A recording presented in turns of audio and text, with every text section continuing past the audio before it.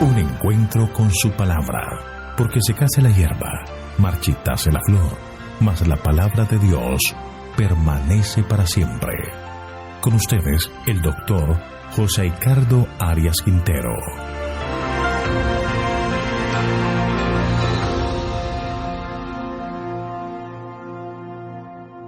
Hoy vamos a estudiar Zacarías capítulo 9, Juicio contra los enemigos de Israel.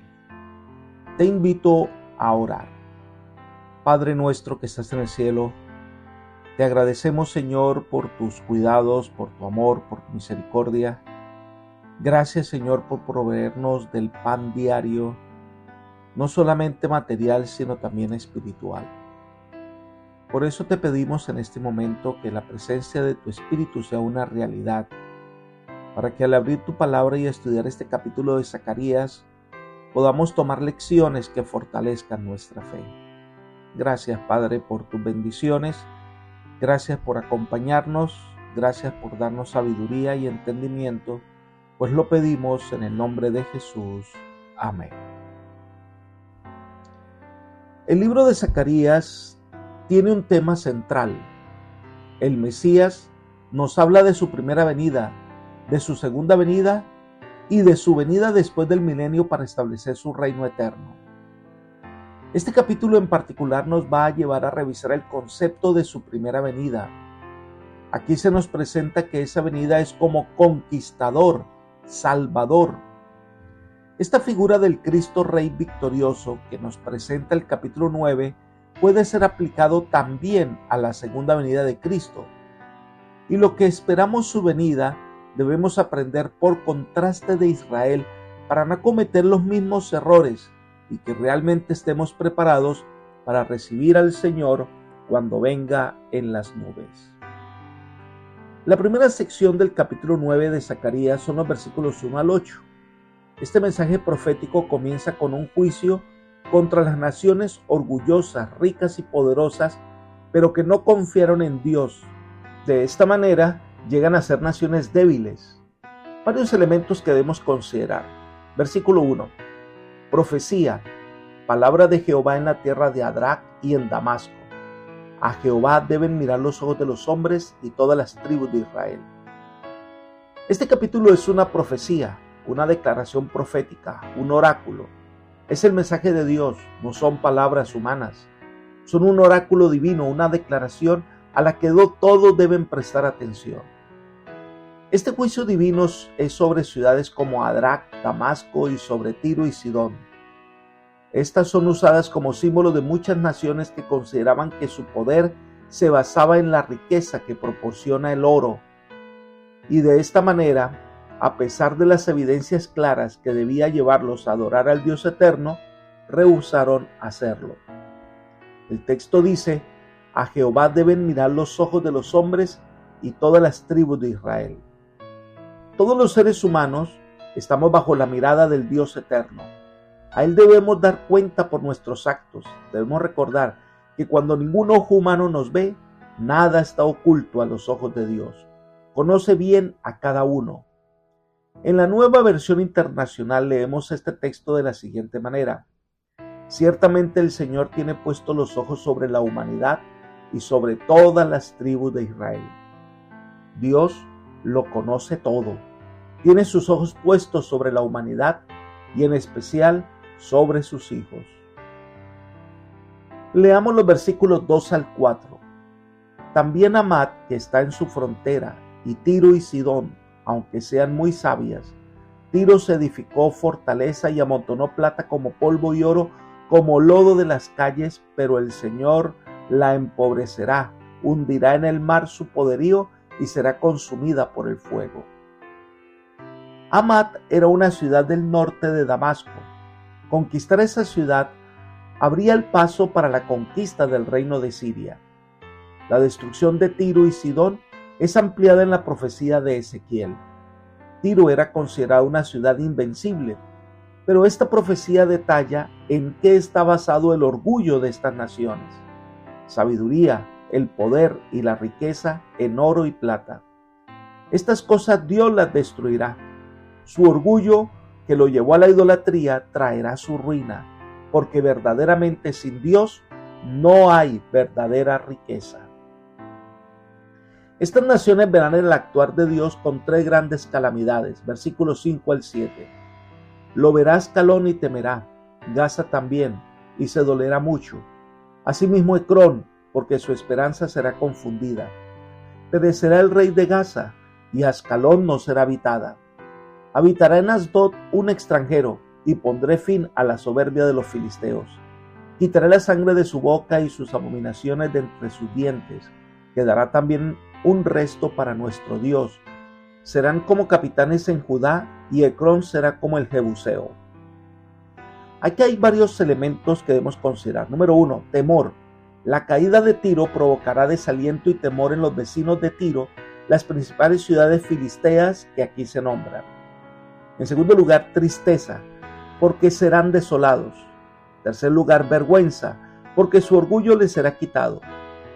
Hay algo interesante que se describe en el versículo 7, y es que este juicio puso fin a la idolatría para muchos filisteos que se volvieron al Dios de Israel. Así como la historia de los jebuseos que fueron conquistados por David y se juntaron con los israelitas, los mismos sucederá con los filisteos. Ahora, todo este pasaje muestra que la riqueza y el poder de este mundo no salvan. Las naciones como Tiro pueden ser ricas en comercio y asuntos políticos, pero sin Dios, esto da como resultado que pasaron a la historia y todo su orgullo quedó en nada. Pero las verdaderas riquezas están en Cristo. El apóstol Pablo, quien nos confronta con la verdadera sabiduría, la verdadera riqueza y el verdadero poder. En 1 Corintios 1, 24-25, el apóstol dice: mas para los llamados, así judíos como griegos, Cristo, poder de Dios y sabiduría de Dios, porque lo insensato de Dios es más sabio que los hombres, y lo débil del Dios es más fuerte que los hombres. Y antes, en los versículos 18 al 20, había dicho: porque la palabra de la cruz es locura a los que se pierden, pero a los que se salvan, esto es, a nosotros, es poder de Dios. Pues está escrito: destruir la sabiduría de los sabios y desechar el entendimiento de los entendidos. ¿Dónde está el sabio? ¿Dónde está el escriba? ¿Dónde está el disputador de este siglo? ¿No ha enloquecido Dios la sabiduría del mundo? Por eso para Pablo, la mejor inversión que logró es confiar en el Señor. Para él es preferible perder las cosas de este mundo, pero ganar la eternidad con el Señor. En Filipenses capítulo 3, versículos 7 y 8 leemos: pero cuantas cosas eran para mi ganancia, las he estimado como pérdida por amor de Cristo. Y ciertamente aún estimo todas las cosas como pérdida por la excelencia del conocimiento de Cristo Jesús, mi Señor, por amor del cual lo he perdido todo y lo tengo por basura para ganar a Cristo. Así que las riquezas del mundo y la sabiduría humana, sin la bendición de Dios, es vana, no tienen sentido. Pues esta riqueza pasará, quedará atrás. Solo los tesoros que hagamos en el reino de Dios, esos son los que perdurarán para siempre. Ahora, esta ignorancia sobre el verdadero camino es atribuible también al descuido del pueblo de Israel de impartir luz. Elena de White dice: las tinieblas del mundo gentil eran atribuibles al descuido de la nación judía, según se simboliza en el capítulo 9 de Zacarías. Esto lo encontramos en el Comentario Bíblico Adventista, tomo 4, página 1201. Ahora, el Señor se centra en lo que va a representar para su pueblo, un defensor, un guerrero triunfante. Sigamos estudiando Zacarías 9, versículo 8. Entonces montaré guardia alrededor de mi casa, para que ninguno vaya ni venga. No pasará más sobre ellos el opresor, porque ahora vigilo con mis propios ojos. Dios defenderá a su pueblo de sus enemigos. Ya no permitirá las incursiones del enemigo que viene para destruir a su pueblo. Dios quiere darle ayuda a Israel, ser su guardián, pero solo si ellos aprenden a confiar en él.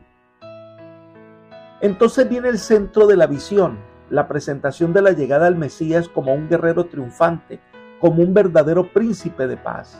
Leamos el versículo 9. Alégrate mucho, hija de Sión, da voces de júbilo, hija de Jerusalén. Mira que tu rey vendrá a ti justo y salvador, pero humilde, cabalgando sobre un asno, sobre un pollino, hijo de asna. Esta importante profecía comienza con un anuncio de júbilo y gran celebración por las buenas nuevas de su venida. Luego pasa a describir el carácter del Mesías y su obra. La venida de Cristo es el acontecimiento más glorioso e impresionante de la historia de este mundo. Presentemos ante atención el siguiente bosquejo. Número 1. Su venida es motivo de regocijo y portadora de buenas nuevas. Toda la salvación prometida se cumplirá mediante la venida del Rey, Mesías. Número 2. Dice el versículo, mira que tu Rey vendrá a ti. El Señor es quien toma la iniciativa de venir a su pueblo. No es el pueblo el que va a buscar a su Rey. Es Dios siempre el que da el primer paso. Israel ahora es una nación restaurada. El templo ahora se ha construido.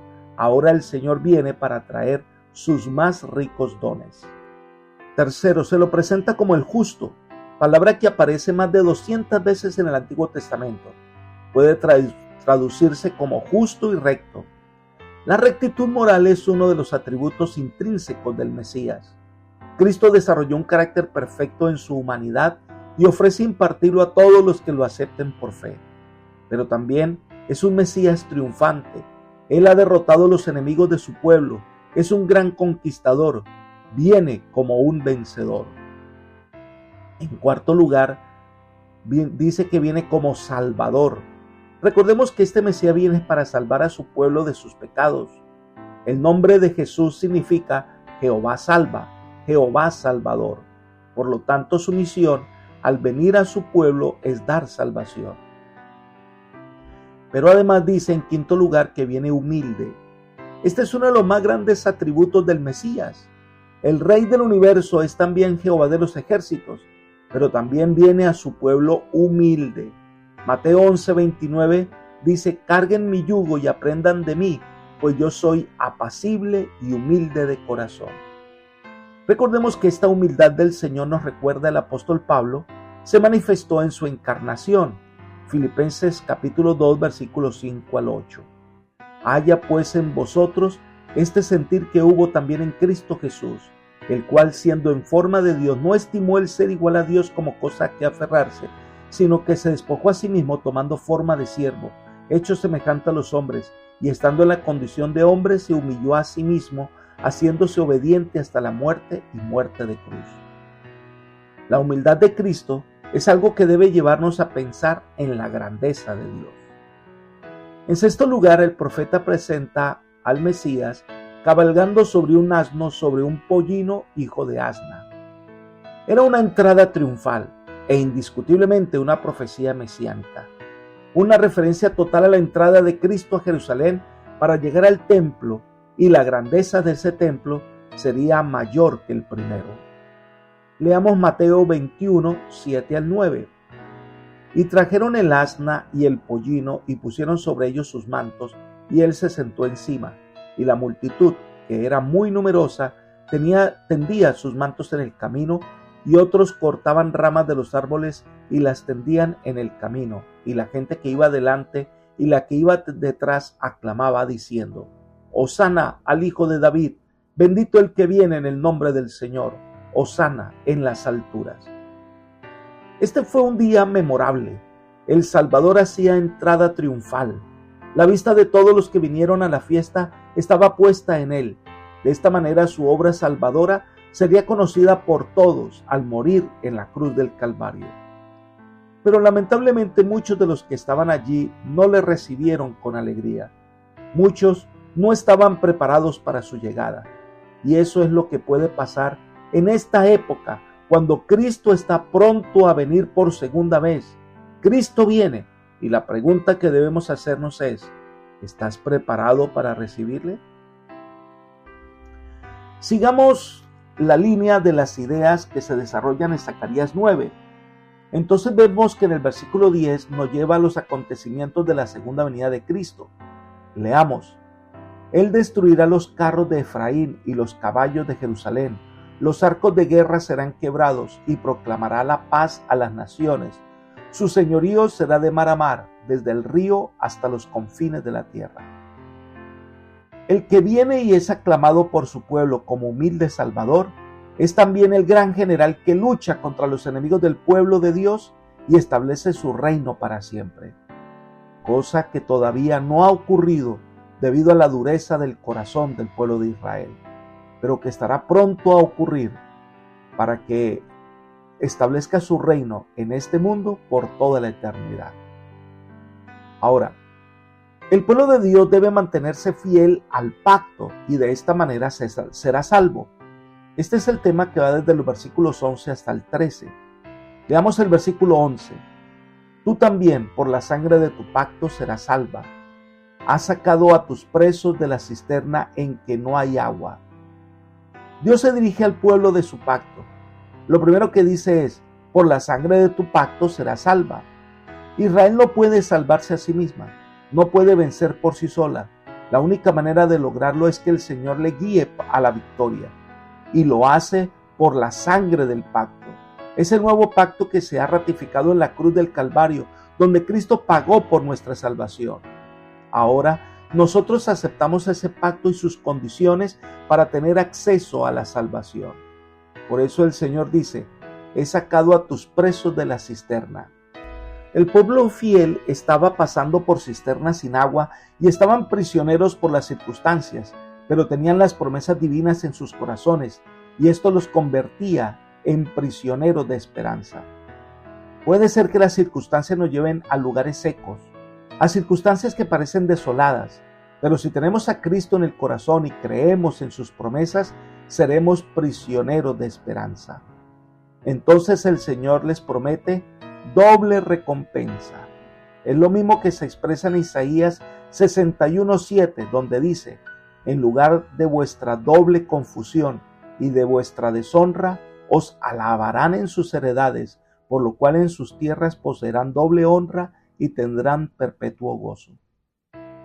Dios da más allá de lo que nosotros nos imaginamos. Sigamos en Zacarías capítulo 9, el versículo 12. Volveos a la fortaleza, prisioneros de la esperanza. Hoy también os anuncio que os dará doble recompensa. La exhortación divina para que los prisioneros esparcidos fueran del país aceptaran la liberación, la fortaleza en Sión, dependía por Dios y su símbolo de salvación divina. Ahora la recompensa del Señor es doble. Dios siempre nos da más de lo que nosotros esperamos. Sigamos con el versículo 3. Porque ha tensado para mí a Judá como un arco, e hice a Efraín su flecha. Lanzaré a tus hijos, Sión contra tus hijos, Grecia, y te haré como espada de valiente. Dios, como un guerrero listo para la batalla, emplea a Judá como su arco y a Efraín, es decir, a Israel, como su flecha, contra Grecia. Aquí tal vez sea un símbolo de los países donde fueron expulsados los judíos. Entonces promete la derrota final de los enemigos del pueblo. El momento de victoria para el pueblo de Dios significa la intervención directa de Dios contra los enemigos. Dios defiende a su pueblo y sus enemigos son derrotados y el reino de Dios se establece para siempre. Y llegamos al final del capítulo 9 de Zacarías, que son los versículos 14 al 17. Dios salvará a su pueblo y ellos serán vencedores. Leamos los versículos 14 y 15. Jehová será visto sobre ellos y su dardo saldrá como relámpago. Jehová el Señor tocará la trompeta y avanzará entre los torbellinos del sur. Jehová de los ejércitos los amparará. Ellos devorarán y pisotearán las piedras de la honda. Beberán y harán ruido como si estuvieran bajo los efectos del vino. Se llenarán como tazón, como los cuernos del altar. Dios se levantará para estar sobre las naciones enemigas. El juez ejecutará la sentencia y el pueblo de Dios será salvado. El símbolo es sumamente dramático. La matanza de los enemigos es comparada con un sacrificio y se describe a los atacantes como ebrios con la sangre de las víctimas. Es una representación de una celebración de victoria. Y terminamos este capítulo con un cuadro especial, versículos 16 y 17. Jehová su Dios los salvará en aquel día, como rebaño de su pueblo, y como piedras de diadema serán enaltecidos en su tierra. Porque cuánta es su bondad y cuánta su hermosura. El trigo alegrará a los jóvenes y el vino a las doncellas. Aquí se invertirán las cosas. Los que habían sido hollados y oprimidos brillarán como las piedras preciosas en una corona. Esto es un cuadro de los redimidos donde se manifiesta el poder de Dios para salvar. Los justos disfrutarán de la bendición del Señor por la eternidad. Y estos redimidos, como joyas de exhibición, serán el testimonio del amor de Dios por nosotros. Elena de White nos dice, acerca de su pueblo, Dios dice, serán como piedras de una diadema, relumbrando sobre su tierra, porque cuán grande es su bondad y cuán grande es su hermosura. La exaltación de los redimidos será un testimonio eterno de la misericordia de Dios. En los siglos venideros, Él revelará la soberana riqueza de su gracia en su bondad para con nosotros en Jesucristo. Libro El deseado de todas las gentes, página 17. Apreciado amigo y hermano, los goces del cielo van a ser tan grandes que las penurias de la tierra parecerán nada. Las experiencias más dolorosas que hayamos experimentado quedarán en la nada. Los redimidos vestidos de la justicia divina brillarán por la eternidad y le recordarán a la eternidad que Dios es amor. Elena de White nos dice algo interesante sobre la redención. Ella comenta, los corazones que han sido el campo de batalla del conflicto con Satanás y que han sido rescatados por el poder del amor son más preciosos para el Redentor que aquellos que nunca cayeron. Dios dirigió su mirada a la humanidad no como algo vil y sin mérito. La miró en Cristo y la vio como podrían llegar a ser por medio del amor redentor. Reunió todas las riquezas del universo y las entregó para comprar la perla. Y Jesús, habiéndola encontrado, la vuelve a engastar en su propia diadema. Serán engrandecidos en su tierra como piedras de corona, y serán míos, dijo Jehová de los ejércitos, en el día que yo tengo de hacer tesoro. Libro Palabras de Vida del Gran Maestro, página 90. Dios es quien nos da el valor, su amor es el que le da sentido a nuestra vida. Por eso la mejor decisión que podemos tomar es convertirnos en verdaderos hijos de Dios. El mejor camino es el que ha marcado con su sangre en muestra de su amor por nosotros. Hoy es día de salvación. Hoy es el día de entregarnos completamente al servicio del Maestro. Que el Señor te bendiga y te guarde y te guíe por sendas de paz. Es mi oración por ti. Amén.